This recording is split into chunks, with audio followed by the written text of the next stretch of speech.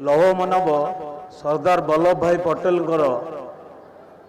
150तम जन्म जयंती उपलक्षे आज जो एकता पदयात्रा होउची 1875 मसीहा गुजरात नदियाडा ठारे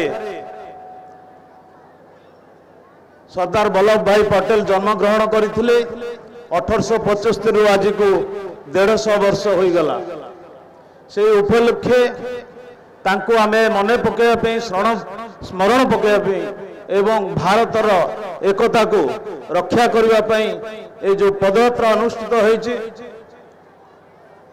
सरदार वल्लभ भाई पटेल जेतबेले स्वाधीन परे भारत रे से थिले प्रथम उप प्रधानमंत्री एवं गृह मंत्री।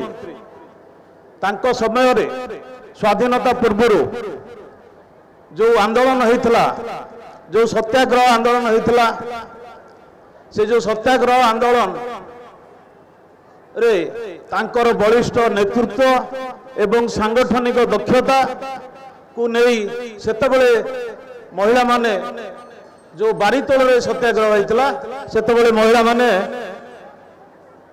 तांको सरदार बोली संबोधन करथिले। सरदार बा नेतृत्व नौथिबा मुख्य। तेणु सेबेठारु सरदार वल्लभ भाई पटेल बोली तांको डाका जाउतला।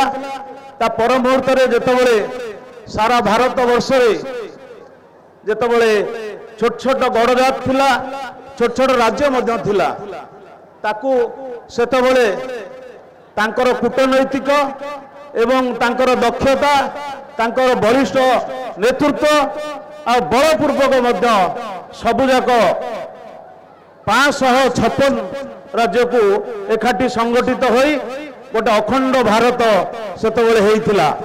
से जो अखंड भारत हेइथिला तापरे तांकू से समय लौह मानव बा आयरन मैन बोली भी संबोधन होइथिला। से दिन ठू आज पर्यंत आमर लौह मानव सरदार वल्लभ भाई पटेल बोली संबोधन करा जाउची। तांकर नेतृत्व रे पूरा देश सेतबेले एकता एवं एकाग्रता रही देश गोटे संविधान जेतबेले आरंभ होला से संविधान को समस्ते मानी चली थिले। तेणु वर्तमान आमर देश रे एकतार जो आसी समय समस्त एकता रहा प्रेरणा रे समस्ते उद्बुद्ध होबार आवश्यक अच्छी। समस्ते एकता को नहीं चलिले देश निश्चित आगे जीव। समस्त को मु आज एठारे समस्त को मु बहुत बहुत धन्यवाद दूची। समस्त आज पदयात्रा रे शामिल होई आज पदयात्रा को एठारे उद्यापन करा जाउची। मु समस्त को धन्यवाद एवं शुभेच्छा जनाई मोर वक्तव्य को शेष करुच्ची।